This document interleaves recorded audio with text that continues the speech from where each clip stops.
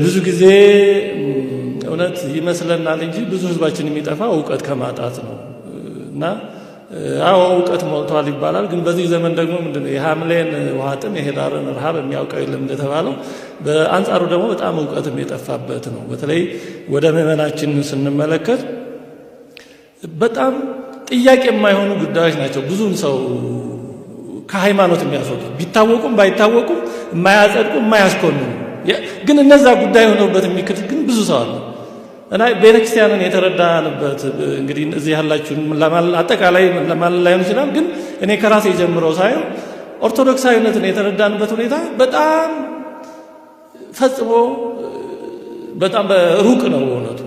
እኔ ሁልጊዜ የማስታውሳቸው ሁለት ልጆች አሉ። በልጅነት ጊዜ አንዷ ፕሮቴስታንት አንዷ ኦርቶዶክስ ሴቶች ናቸው። ሲከራከሩ ያቸው ኦርቶዶክሷ ሴት ነች የምትነግረኝ እና ጴንጤዋ ሁሌ የምጠይቀኝ እናንተ በ40 ቀን እያጠመቃችሁ ከየት አምጥታችሁ ነው ትለኛለች አለች። እና ከየት ላምጣ በ40 ቀን ስለማጥመቅ ጥቅስ እና 40 ቀን ስፈልግ አብይ ጾም ትዝ አለኛለች። እንደ ጌታ 40 ቀን አይደል እንደ የጾመው ስላት ነው እንደ ልክ ነው ብላ ያችም ደግሞ ተመለሰች አሉ። እና የብዙ ሰው መረዳት እንደዚህ አይነት ነው። ጥያቄውን መልሱም what is the meaning of knife ሲለው ያኛው I don't know አለ። ሶስተኛው ደግሞ all are wrong አለ አይነት ይሆናል። እና በእውነቱ እንደው ብዙ የሚያሳዝን ነገር አለው እና ብዙ መረዳዳት የሚያስፈልጉን ነገሮች አሉ እና በአጠቃላይ በቃልም በጽሁፍም ሐሳብም ጥያቄ የሰጣችሁትን እግዚአብሔር ይስጥልኝ፣ እግዚአብሔር ያክብርልኝ። በእውነቱ የእንታሸቶ ያነሱት መሰረታዊ ጥያቄ አለ። ምናልባት መድረኩ ብዙ ጥናት ይጠይቃል። ለምንድን ነው እኛ ሊቃውንት የማይጽፉት? የጻፉ አሉ፣ ግን ለምን በውጮቹ መጠን ለምን አይጻፍም? ብዙ ምክንያቶች ይኖሩ ይሆናል። ብዙ ሁለት ነገሮችን ባጭሩ እዚህ ላይ ማለት አንደኛ የኛ ዕውቀት ብዙ ዘርፈ ብዙ የሆነ ዕውቀት እንዲጠላ ተደርጓል። ምንም ጥያቄ የለው። ከ1930 40ዎቹ ጀምሮ ምዕራባውያን እስራኤል ብለው እነ እንግሊዝ እና አሜሪካ በስም እጠራቸዋለሁ እነ ጀርመን ሌሎችም እነ ፈረንሳይ ሌሎችም ፈረንሳይ ትንሽ ስላስተማረች ይገርማል። አያችሁ ብለድ ስቲከር ዛኖተር ቢባል መጨረሻ ተራ ስኮላርሺፕ የሚሰጡት ራሱ በዓላማ ነው፣ ለጽድቅ አይደለም። ምንድነው የሚባለው? ገንዘብ የበላ ዳኛ ሲፈርድ አይጨክንም ይባላል። ያ ገንዘቡ ለልብ ከአይምሮ ይልቅ ሆድ ይቀርባል እንደሚባለው እና ሰርተዋል እንጂ በመድኃኒቱ በተለያዩ ነገሮች ብዙ ዕውቀት አለ። በተባራሪ እንኳን እንደምሰማው በጣም ዛሬ የሚደነቁ ዕውቀቶች ነበሩ አሉ፣ ጨርሶም አልጠፉ። ግን እነዛን አሁን እነሱ መድኃኒት ሲቀምሙ ፋርማሲ ይሉታል፣ ፋርማሴቲካል ዕውቀት ነው። የእኛን ግን ምን ይሉታል? ስር በጣሽ፣ ቅጠል በጣሽ፣ መተተኛ፣ ደብተራ ምናምን ብለው አስጠልተውታል። እንደው ምን እየተባለ ነው አሁን ያለው?